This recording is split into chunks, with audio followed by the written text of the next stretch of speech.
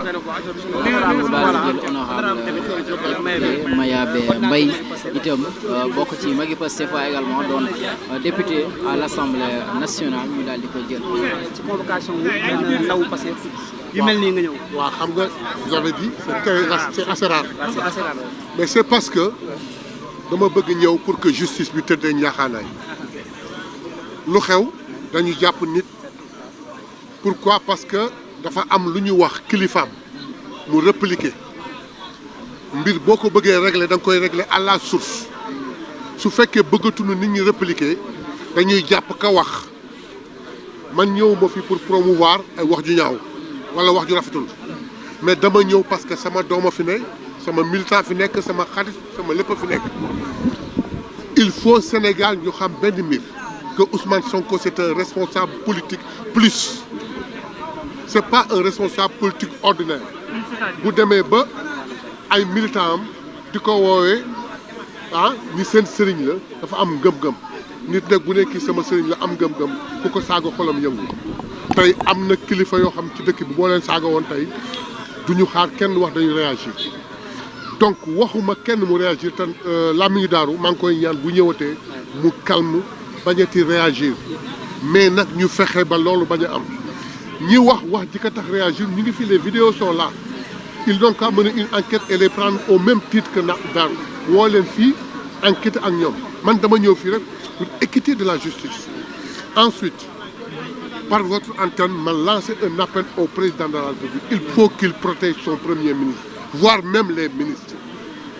On ne peut pas se réveiller une haute autorité de la République à savoir un ministre un premier ministre nit toog diffamé ci moom wax lu ko neex et ça passe. Il faudrait qu'il nous envoie un projet de décret dans lequel il faut sanctionner et nous le voterons inchallah sanctionner.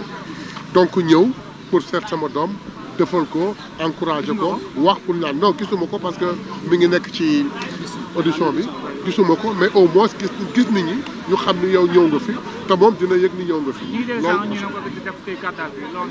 non léegi amatuma ci benn important li ma laajte daal moom mi ngi ci audition bi jeexagul pour l'on attend un peu.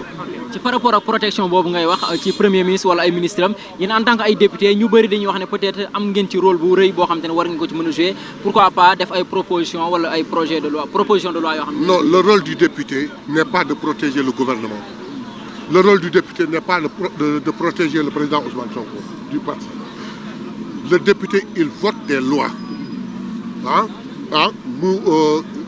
kii les politiques publiques ensuite contrôler l'action du gouvernement mais c'est au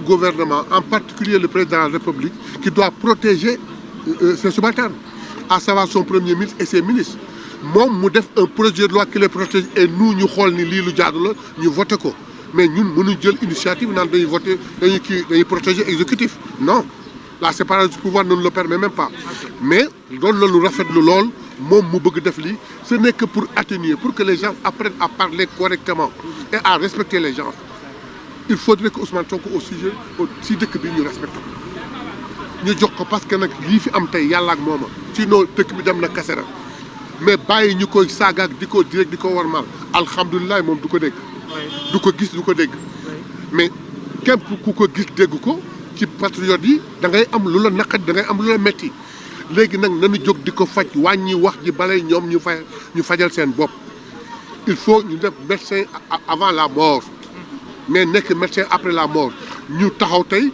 ni dañuy def seen marche ok Sonko dégage Sonko n'est pas le président de la République en quoi il dégage ensuite ñu taxaw di saaga di déconner Lamine Darou réagir pourquoi parce que kenn waxul tey on l'appelle di ko auditionner où sont ces gens là qui ont dit les malversations là donc équilibre moo tax ñu ñëw fii wax ak soutenance nous le soutenons à 10 000%. li mu def nag ñun duñ ko def. non je ne le cautionne pas et baa ngi wax ni bu mu ko waxati mais comme wax na ko pare je le soutiens ba mu génn ci incha allah. mais yaa ngi njort ñu ñibbi këram tey. ala kulli su ko mënee daan def suñu képp laay kattan loolu la ñu mën. yaa ngi gis temps yéen président Macky Sall mu defee surface. waaw di génn di wax ci ay interviews et cetera wax nga sax ba wéde li nga xam te moom la tête cachée loolu la ciy jàpp ne me parlez pas de ce nulard. il cache une dette Sénégal gis ko finance gis ko Cour des comptes gis ko expert indépendant gis ko FMI confirmé que mu dem taxaw fee di wax dans comment on peut marcher il n'a qu'à dire à ceux qui l'ont fait à qui a donné les instructions pour ñu def ko. Il veut se faire valoir, il veut se faire voir. Le problème qui se pose, c'est que tout ce qui se passe là peut finir chez lui. Parce que c'était lui le chef d'orchestre. Anticiper, c'est le cas de Madiambal, quand il disait, il tweetait, il disait n'importe quoi, pour diap que pour délit d'opinion, pour que lui, nous avons chargé. Mais délit d'opinion, il n'a qu'à dire tout ce qu'il a dit. Mais si les enquêtes aboutissent à lui, il n'échappera pas. Et coïncidence, pour coïncidence, TV5. Non, pas TV5, France 24. Ils ont interviewé le président. Dans l'interview, intéressé, est-ce que le président devrait pouvoir être poursuivi? Mais diplomatiquement, le président a répondu. Pour voir quel le bouquin de poursuivre, mais pourvu qu'on ait quelque chose. On n'a pas encore quelque chose sur lui. On est en train de mener une enquête. Il n'a qu'à s'agiter, il n'a qu'à dire ce qu'il veut. Il n'a qu'à faire ce qu'il veut. Le président de Moutop, certes, mais il n'aura jamais... Est-ce que qu'est-ce qu'il était parti faire à New York pour publier son livre. L'Afrique au cœur. Sa dimension internationale. Il fait un livre, attendez, il fait un livre. L'Afrique au cœur. Pourquoi ne pas le publier en Afrique? Il devait titrer l'Amérique au cœur. Il va publier qu'en Amérique. Parce que les gens veulent savoir ce qu'il y a dans le livre. Ils achètent, ils lisent. Le record de vente n'est pas une vérité, ce n'est pas parce qu'il y a un livre, un record de vente que nous avons de c'est le président le plus nul du Sénégal. Macky Sall est le président le plus nul du Sénégal. Macky Sall est le président bi nga xam ne moo gën a nul Sénégal mooy yàq sunu réew buñ ko fàtte. Macky Sall moo ne day def 3e mandat qui a suscité des sorties, qui a suscité des morts. Ensuite, il paraît qu'il rêve d'être le secrétaire général des Nations Unies. Mais il n'est pas interdit de rêver. Mais qu'il ne compte pas sur le soutien du président. Aziz ma def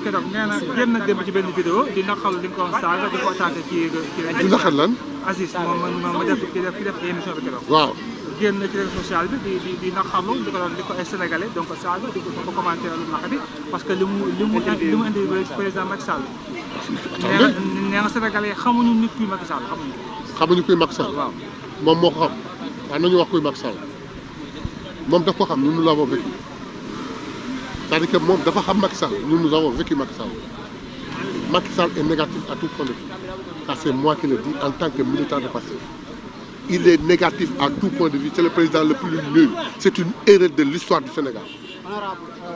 Suñ ko mënoon effacer. Effacer comment? Effacer ci histoire du Sénégal. C'était un président par défaut. Parce que si Niass et Tanor s'étaient entendus, jamais il ne serait président. C'était un président de refuge qui a eu un 2e mandat, forcing. Parce que tout le monde savait qu'il y avait un 2e tour entre lui et Ousmane Sonko. Ñu truc ko. 3e, il a voulu forcer. Sous notre pression, il a lâché. C'est un défaut. Nee na moom moo xam Macky Sall, nous l'avons vécu. 12 ans. Macky nag qu'il dit ce qu'il veut, qu'il parle, qu'il dit ce qu'il veut. Mu wax l'appel pressant au FMI moom Diomaye Faye par rapport ak pourquoi ngeen jàppale que un appel pressant? Un appel pressant? nee na FMI gaaw si loolu noonu. C'est pas un appel, c'est pas un appel. Le FMI, ça fait 1 an et demi qu'ils sont pas là. Ça ne nous empêche pas de vivre. Ils sont venus, ils ont constaté notre franchise. Ils ont constaté. Hein? Li ñu wax dem nañu. Nous les attendons. Mais il est bien vrai que ni ñoom bu fekkoon ni tey gaaw nañ ci seen résolution à ce que ñu am benn entente ça pourrait faciliter beaucoup d'investissements au Sénégal. C'est pas un appel. Hein? C'est un cri de cœur. Merci honorable.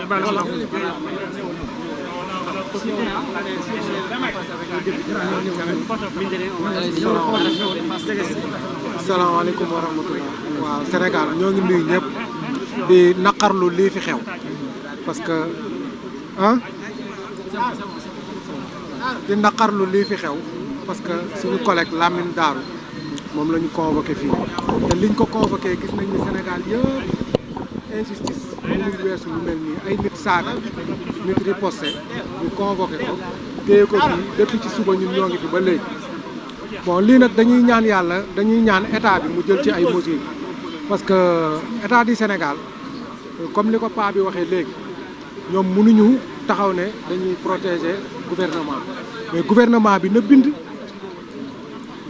bind loi jox leen ko ñu protéger ñi nga xam ne ñoom ñooy suñuy kilifa parce que aussi ku saaga sa kilifa moo la tooñ mais saaga boo ko defee nit day fayu su fekkee mënul muñ yàlla sax dana nit bu la tooñee bu la jamee jam ko lu tolloog li mu la jam comprendre kon tey ñun mënuñu gérer ñu suñu justice su Sénégal ñu toll foo xam ne dañuy am 2 poids 2 mesures ci jamono joo xam ne ñun dañoo jël Diomaye jox ko suñu présidence de la République bon gouvernement bi Ousmane Sonko yor ko ñu ko doon saaga mu nekk opposition tey mu ñu nekk au pouvoir ñu nekkaat ay victimes mais ñun victimiser bu ba kañ mais dafa war a jeex. ci par rapport ak origine kàddu yi fa mbir ma tàmbalee. waaw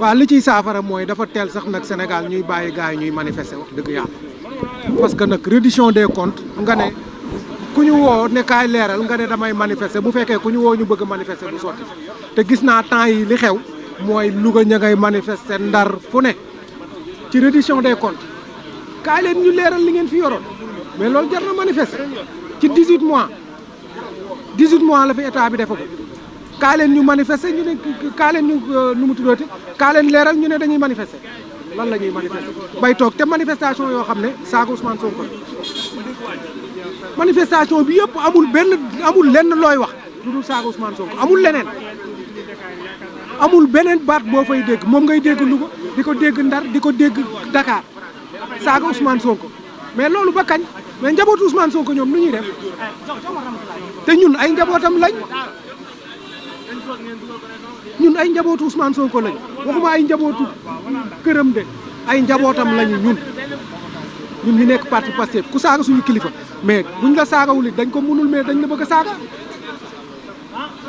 li Lamine def am na ñu mu ko defal ñoo xam ne tey mënuñu woon taxaw di saaga parce que nit am na position boo yor doo mën a saaga cautionné wuñu ay saaga nag ay saaga moom kenn du ko cautionné parce que lu baaxul saaga moom baaxul mais nit nag boo ko saagaa mu fayu te buñ saagaa sa kilifa tamit nga fayu barki démb maa ngi seetaan Assane Diouf mu naan buñ leen saaga leen ba jël kii saaga nangam kii Ameth Ndoye naan buñ leen saaga du ma yam ci fayu sax damay fayu ba jëlaale ko yóbbu ko ci Ousmane Sonko mais xoolal yu ñaaw yooyu nga koy wax ci plateau est-ce que loolu rafet na est-ce que ñun nii lañ nar a dundee ak ñii mais lii boo ko bëggee def benn mandat yàlla bu ñun bu ñu mujj sax di xaru mais non justice bi maa ngi ñaan maître Bamba Cissé ñu jël ay mesures yu sévères ci lu mel nii parce que lii nag dafa laaj ñu corriger ko kese mu jeex de c'est simple dafa laaj ñu corriger ko mën nañ ko corriger ci lu yomb parce que saaga moom délit la saaga kenn mënul wax ba saaga du doon délit mais nañ leen teg ci yoon ñi saaga ki ñu saaga ki saaga waate ba tax ñuy fayu ñoom ñëpp nañ leen boole convoqué mais bul convoqué nit ki fayu kese mais 2 poids 2 mesures boobu ci justice mais loolu amul njëriñ justice bu équitable lañ soxla Sénégal moo tax ñu def révolution bi defuñu alternance révolution lañ def révolution